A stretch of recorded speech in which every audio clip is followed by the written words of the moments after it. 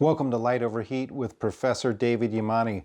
My book, Gun Curious, came out on June 1st, and I had an amazing launch event at a local bookstore here in Winston-Salem called the Bookhouse. The turnout was more than I could have expected. I'm so grateful for everybody who came, and for those of you who couldn't come, I have my 100th Light Over Heat video, the presentation that I made at that book launch event this week, and next week I will post the Q&A. So thanks very much for everybody for your support of Gun Curious, and I hope that you enjoy this virtual book launch event.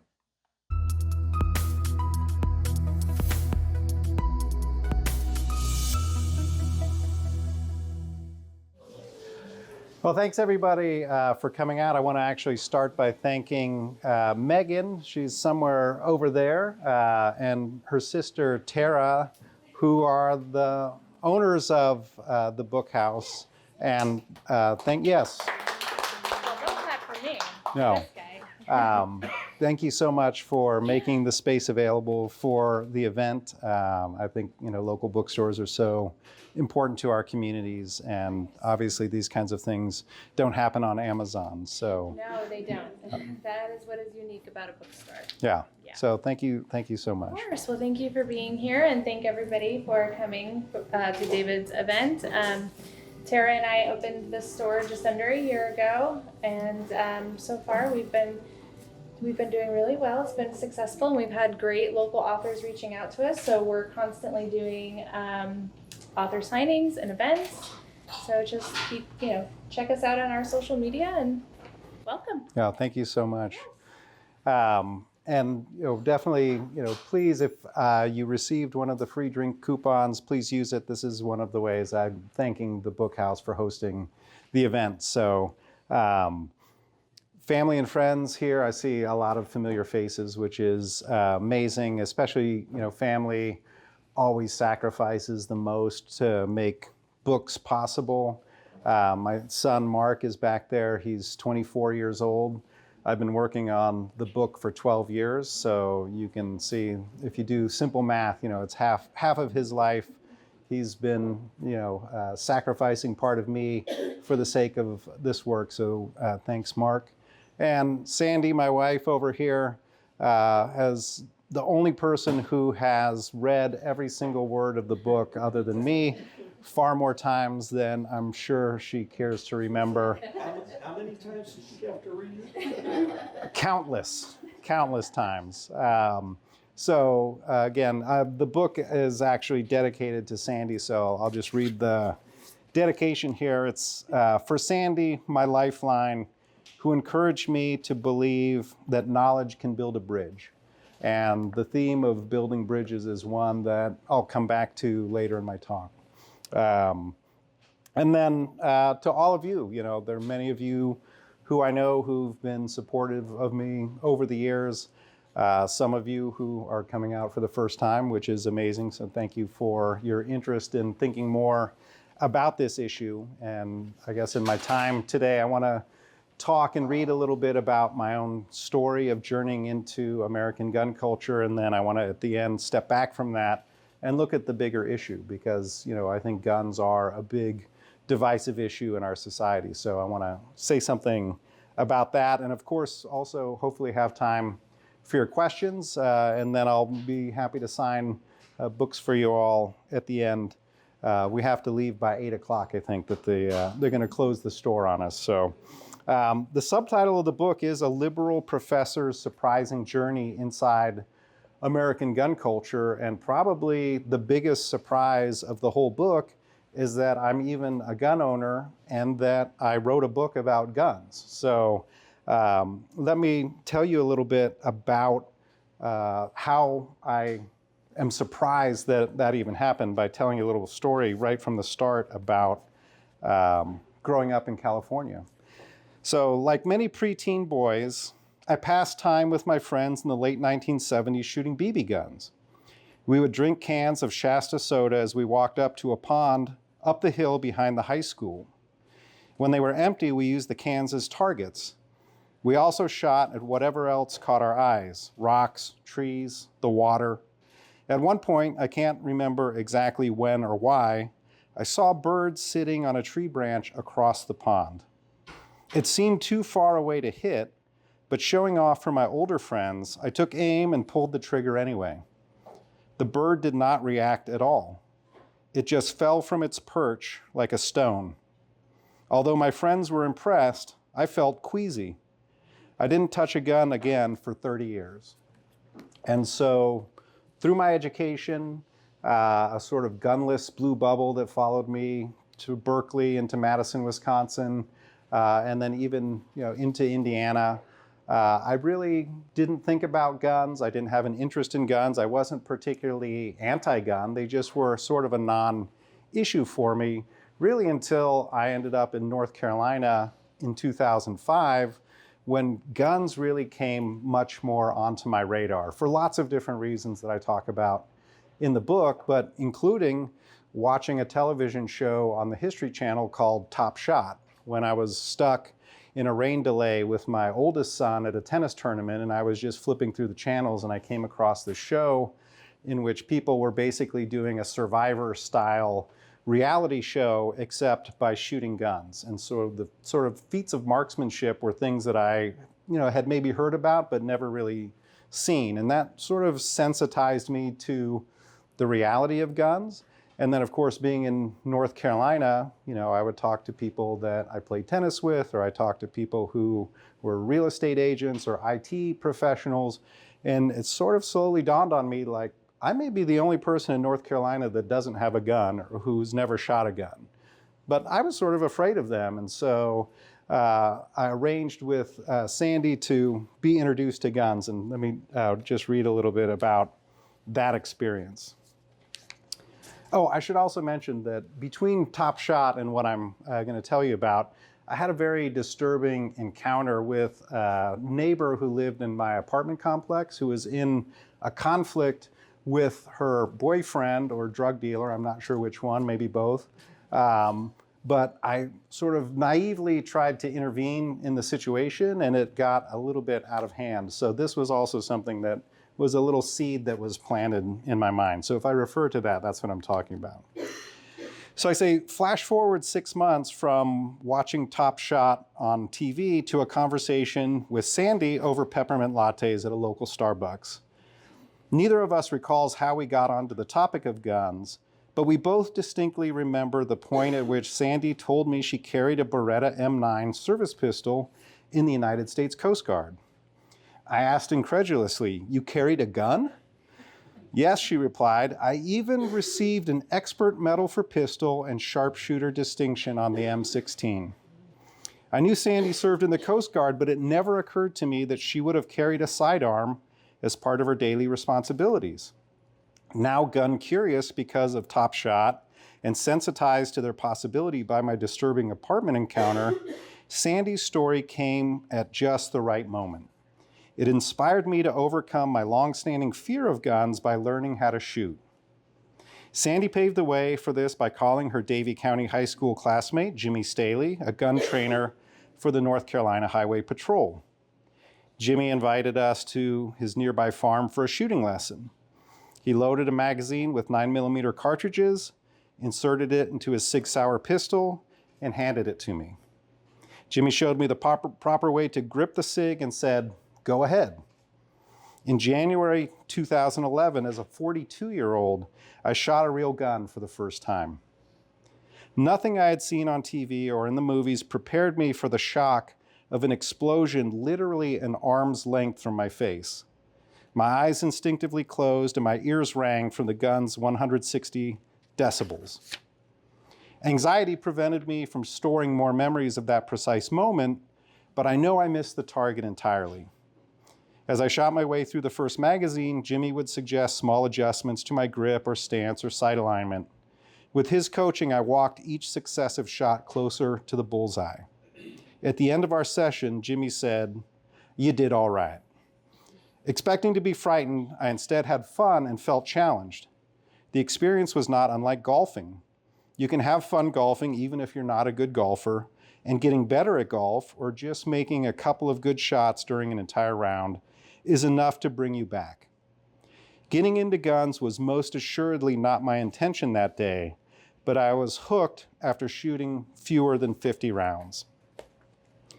So this began basically a 12-year journey, a personal journey into gun ownership, but also a professional journey studying American gun culture as part of my work as a professor at Wake Forest. And it really was a journey into an entirely foreign world to me, which is always exciting if you're a sociologist and you have that curiosity that sociologists have. It also fundamentally altered my perspective on a world about which I knew little, but about which other people talk a lot. And oftentimes, I think from the perspective of the media and also scholars, talk about only in negative terms. So let me tell you a little bit about this altered perspective that I gained. So as my involvement in gun culture has profoundly shifted my perspective on guns and gun owners. Several years into my transition to gun owner and gun studies scholar, I was a guest on my fellow North Carolinian Sean Sorrentino's gun blog Variety Cast. And Sean has come out from the Research Triangle. He didn't know I was going to mention him, but he's been a big supporter of my work, and I've learned a lot from Sean. So Sean and I discussed my background, project, and problems with academics' dominant approaches to guns. When he asked me at the end for my big takeaway, I said something that turned out to be more significant than I expected. The thing that has surprised me most about getting into gun culture these past 6 or 7 years, I said, is that gun owners are people too. If you just read the scholarly literature on guns, you would not know that. In the years since that podcast appearance, I've refined this perspective into a motto. Guns are normal, and normal people use guns. When I say guns are normal and normal people use guns, I mean it in two senses. First, guns and gun ownership are common, widespread, and typical. And second, guns and gun ownership are not inherently associated with deviance or abnormalities. The problem with this approach is normality is not newsworthy.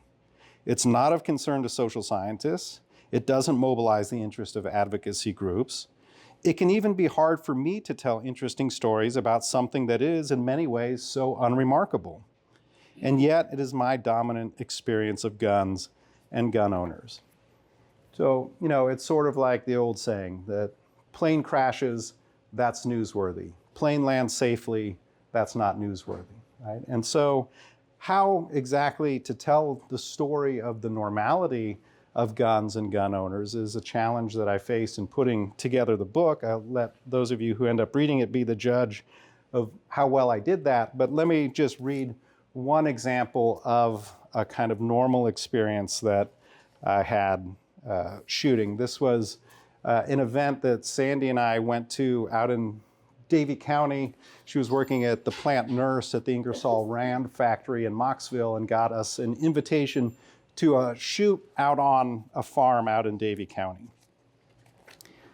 So this passage is a little bit longer, but I try to give you some of the flavor for what I mean when I talk about this normality.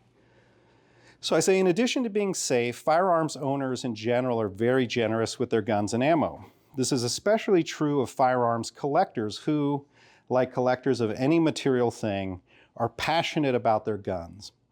As a result, that morning, Sandy and I had the opportunity to try a World War II era carbine, a $3,500 modern semi-automatic rifle, and a .22 caliber AR style Plinkster. The highlight of the event for many people, however, was shooting the .50 caliber rifle. My fellow shooters and I had a hard time walking past the .50 cal without stopping and staring. A .50 caliber bullet and the rifle that fires it are both extremely large in comparison to the rifles people typically shoot. The .50 caliber round is more than twice as wide and long as a typical AR-15 bullet and weighs nearly 10 times as much. The rifle itself is 5 feet long and weighs more than 30 pounds. During the invitational shoot, anyone who wanted to try the .50 cal could do so by paying $3 for a single round of ammunition. Sandy and I did not give away our shots, not knowing if or when the opportunity would come again. I got in a prone position behind the rifle and aimed at a water-filled milk jug 100 yards downrange.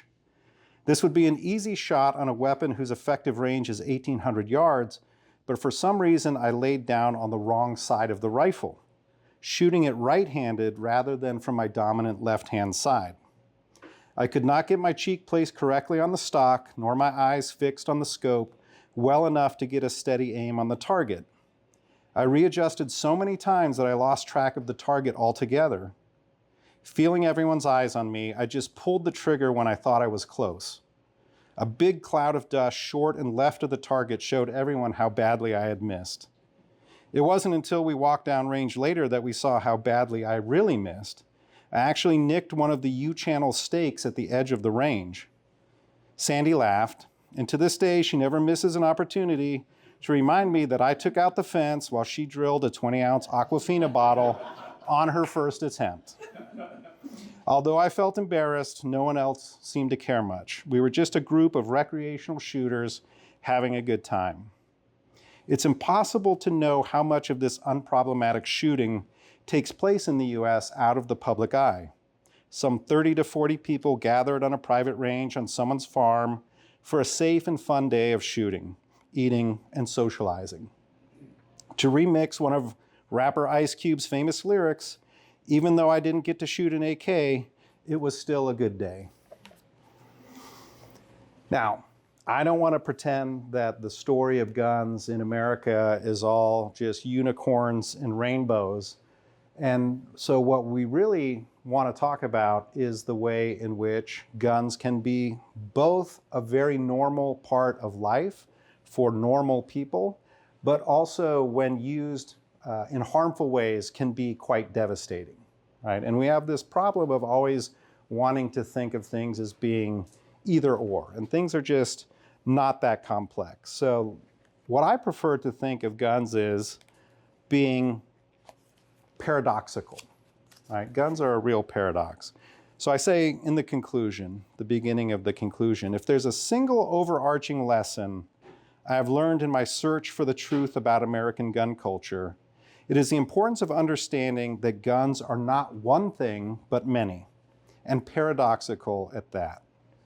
They are fun and frightening, dangerous and protective, diffuse and concentrated, unifying and divisive, attractive and repulsive, interesting and controversial, useful and useless, good and bad, and neither good nor bad. That is to say, guns are not inherently anything. They take on different meanings according to the various purposes to which people put them. So again, the challenge is for us to think about ways in which guns mean something for certain people who only have sort of negative experiences with firearms, and guns mean something very different for the majority, the vast majority really, of gun owners for whom guns are never going to be harmful. And I have this finger trap toy that some of you have. I hope most of you have this. Sandy, this was Sandy's job to get these. This, for those of you who don't remember how the finger trap works, you put your fingers in on either side and you try and put them out and everybody has a good laugh because your fingers get stuck. For me, this is really a metaphor that I actually, unfortunately, the guy I stole it from came to the event, Randy Mian. He's the executive director of the Liberal Gun Owners Organization. I was going to take credit for the idea, but he showed up. He didn't RSVP, he just showed up. This is an idea. Randy has been a great interlocutor for me. I talk about him a lot in chapter 2 of the book. He, in our conversations, really talked about our debates over guns in America are really like being stuck in a finger lock, right? You have, on the one hand, guns are good, guns are bad, guns kill children, right? From my cold dead hands. Guns are saving democracy, guns are ruining democracy. And we just keep pulling against each other and pulling against each other so that we really do become trapped in an argument that really doesn't get us anywhere, right? So how do we release this tension? I think the first thing is to recognize the paradox of guns, that guns are not either good or bad. Guns can be both good and bad.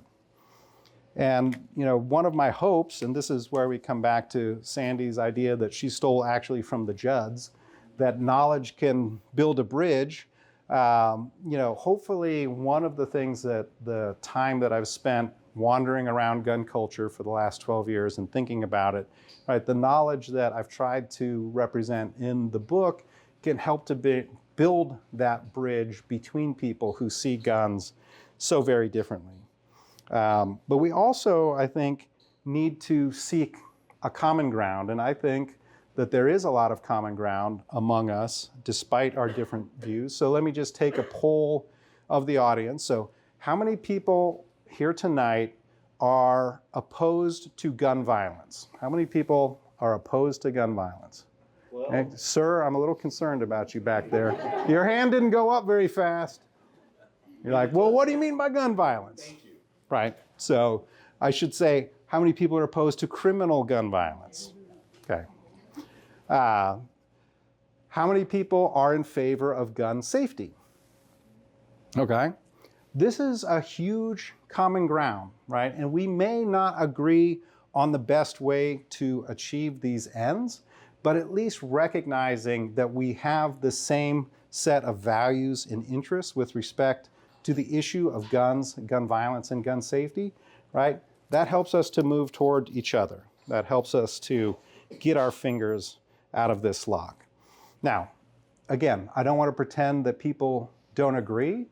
And one of the challenges with guns is that it's really hard for us to talk about the issue when we disagree. There's so much anger, right? Particularly in this moment, perhaps. But we need to figure out ways of talking with each other more civilly about guns. So another thing that some of you either saw ahead of time or maybe Sandy gave you was this little card that says, "Let's talk guns." So this is an idea that I stole from the NPR reporter Michelle Norris, who did what she called the race card project. And she would leave literal postcards around places she traveled and ask people to talk about what race means to them in 6 words, right? So she collected thousands and thousands of 6-word summaries of people's views about race, and now she's written a book about how to have better conversations around the issue of race. And this is what I want to do on the issue of guns, right? To get people to be willing to express their views so that we can, not have those hidden away. And then once they're on the table, then that's a basis for conversation. So let me just give you some examples of people who got the card here at the Bookhouse and chose to respond. So the first example, the first person who submitted an answer to this said, it's only 5, no, it's 6 words. "I would rather not tell you," right? And I respect that person didn't want to share their views, but it highlighted to me how much people don't want to talk about guns. I've been doing this for 12 years. I don't want to talk about guns. It's tiring to talk about guns. It's filled with anger, and you don't see that light at the end of the tunnel. But I think it's important. So I respect that person, but I was sad and interested that that was the first response. But here's another example. Protecting individual liberty from elite institutions. Okay? It's a very commonly expressed idea about guns that I know I hear in my wandering through gun culture. And here's another example. Protect family, gun safety needs limitations. Right? It's a really interesting and complex expression of ideas about guns in just 6 words. Right? So these are just 3 examples. Once I gather many, many more examples, I'm hoping to use those as a way of initiating better conversations about guns where people can seem to agree where they can agree and then differ where they disagree and accept that we can disagree on the issue, right? There's no way that in 340 million people in the United States from all different cultural backgrounds, ideologies, political beliefs, that we're all going to agree on everything. So it really becomes crucial to disagree in a civil fashion, right? And I always like to say we're having a conversation about guns, not that we're having a debate about guns, right? Because if you're debating someone, someone wins and someone loses by design, right? If you're having a conversation, no one wins or loses. You can't win a conversation. If you win a conversation, you're probably the guy who nobody wants to talk to, right? But conversations are geared toward understanding. Understanding is the foundation for empathy. Empathy helps us to build a better democratic culture from the ground up. So let me just conclude by saying, on the one hand, this may be the worst time in US history since the Civil War in the 19th century to talk about us coming together in mutual respect. However, this is my perhaps misplaced liberal optimism, but this is where I'm going. So let me just read the very conclusion to the book, and then I'll wrap up and take some questions if you have any. Okay, so I say, to reclaim the benefits of civil conversation about guns, we need to get out of our echo chambers. A robust democracy in America depends on the willingness of gun people and non-gun people across the political spectrum to approach each other with civic grace, which allows us to embrace each other as equal citizens and fellow humans despite our differences. Because so many gun spaces are traditionally occupied by conservatives, becoming a gun owner got me out of my blue bubble. I was not red-pilled, as some alt-right culture warriors might hope. When I became an armed American, I did not cease to be a liberal professor. I have, however, gotten to know many people who are demographically and culturally different from those I know best from my 25 years of full-time work as a sociologist. My journey inside American gun culture has allowed me to meet and befriend many people with whom I have little in common other than our citizenship and our humanity. And this is the most important lesson of all. Thanks.